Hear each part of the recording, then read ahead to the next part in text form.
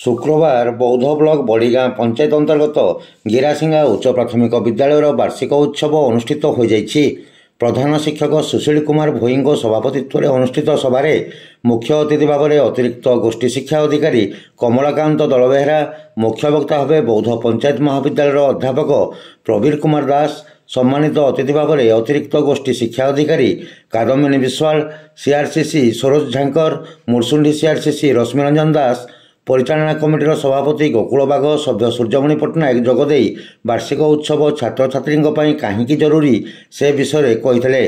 पूर्वर अनुष्ठित विभिन्न प्रतियोगितार कृति छात्र छात्री अतिथि माने ट्रॉफी सहित प्रमाणपत्र दे पुरस्कृत करते। शिक्षक मोहन करडिया मंच परिचालना करथिबा बेले शिक्षक सुशांत कुमार साहू धन्यवाद अर्पण करते।